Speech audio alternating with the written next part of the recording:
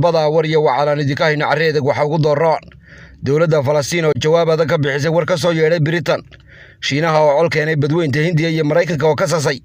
Somaliland oo sheegtay inaanay jirin wax la dhaho SSC iyo oo shaqayaad oo fariin loo diray digada ka hulaaqaysa Itoobiya oo reeraha careedag dagobya sii saarayaan beesha Arab oo wacad ku martay in wadani afka ciida dari doono mar labaad iyo gudoomiyaha xisbiga wadani oo xilalo magacaabay ku xigeenadii 6 ahaa ee la daba ambulay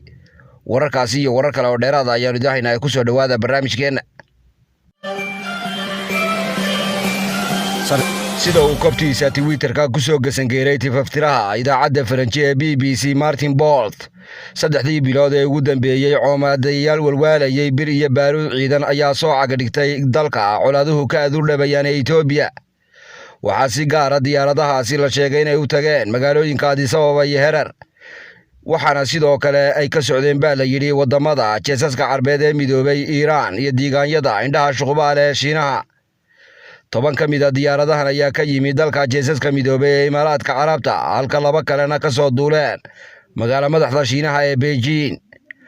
waxaa tifaftiruhu aanu ka tibixsiinin tirada coomadayaasha ka soo haaday Tehran ee ka timid dawladda Iiraan qalabkan oo ah mid ay Itoobiya sida oomatida ugu jeelareed ayaa la sheegay inuu wax badan uga tarayo dagaalka ay kula jirto duulka ku jirfaystay ee Tigray oo iyagu hore u sii xasaystay badi wixii uu dalku rasaas iyo baaruud haystay tan ayaana dhiilo hor leh ku riday daambogox iyo duulka libdhadu dhankooda u hooyato ee waayahanba amaamudayay sidii wambarka looga maguujin lahaa wiilka oramada taxdhiga ee ra'iisul wasaaraha Itoobiya Abiy Ahmed oo indhawaalaba wadnaha farta ku hayay calooshuna wareegaysay sidoo kalena ciil dibinta ruugayay ayaa la sheegay inuu aad ugu riyaaqay taageerada uga tibi dalalka bariga dhexe iyo daanbari iyoon ayay ahayd sidoo kale markii ay dawladda Turkigu Abiy Ahmed kaga soo farxisay 3 diyaaradood oo ah jaadka sida daran wax u liishaama ee Bayraktaarta loo yaqaano kuwaas oo qayb ka ahaa xaduur baryo iyo tuugsi oo Abiy Ahmed ula tagay madaxweyne Erdogan waxaa dad badan ama kaag yaab iyo dhabanahays ka muujinayaan sida uu noqon doono meesha uu ku dambeyn doono xaalka Itoobiya oo reeraha careedegna gamasyo mariidaysan isugu dhiibayaan si kastaba ha ahaatee waxaa weli ka dalkaasi Itoobiya ka durfaandhabaya colaadihii u dhaxeeyay falaagada TPLF iyo weliba wiilka ay maqaarsaarka u noqon waayay Abiy Ahmed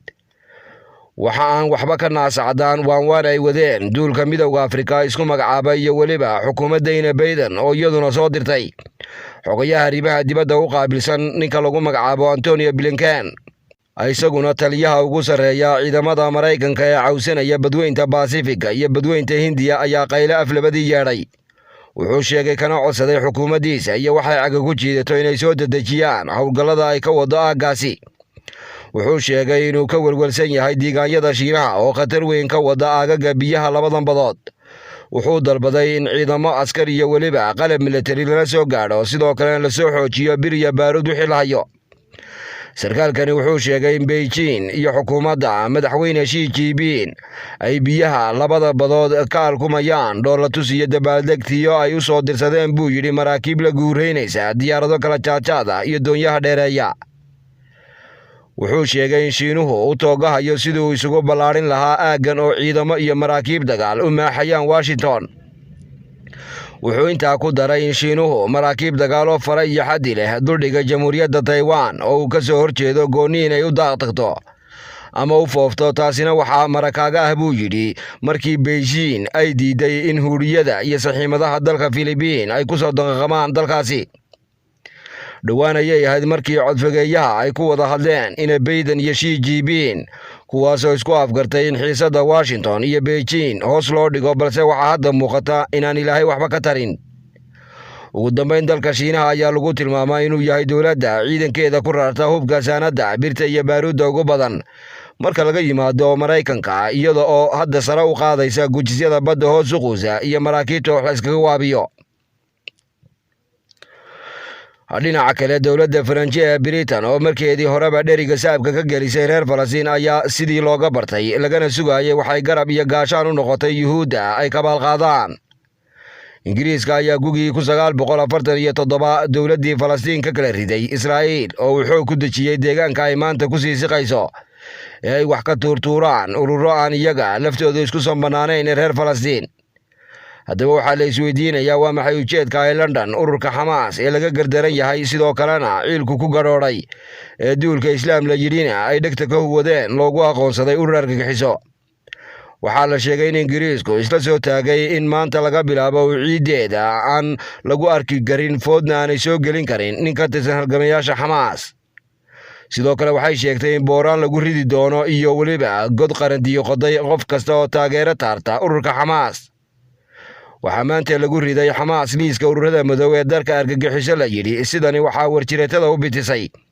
wasiirka arrimaha dibadda dalka Ingiriiska, iyadoo sidoo kalena waabta dalkaasi ee baarlamaankana ka duraabatay inay ku ayidaan go'aankan maadaama bay tidhi ururka Xamaas uu yahay qaar Ilaahay looga beebeystay. waxay sheegtay inay hub iyo saanad ciidan oo weliba ay dheer yihiin tababaro halis badan ay ka helaan xarakadaha iyo kooxaha falaagada ah ee carreeda kaga qaaqsiiyey. haddaba arrintani waxaa u sara kacday soona dhoweysay xukuumadda Tel Aviv. go'aankani ka soo baxay boqortooyada Britain ayaa ku soo beegmaya goor halgamayaasha Xamaas ay ka inaabsadeen cadowga ka soo horjeeda Yuhuudda, iyaduna wasaaradda arrimaha dibadda ee Falastiin ayaa ku sifaysay go'aankan mid xadgudub ku ah reer Falastiin oo haddii aanay Ingiriisku dhaqso uga laaban ay kala kulmi doonaan waxille iyo quulo ceedhin. afada wasiirka arrimaha dibadda ka ah Britain ee maanta go'aanka soo saartay ayaa la sheegay in shaqada hore looga caydhiyey kadib markii la ogaaday inay shirar qarsoodi ah la yeelatay basaasiinta Mossad.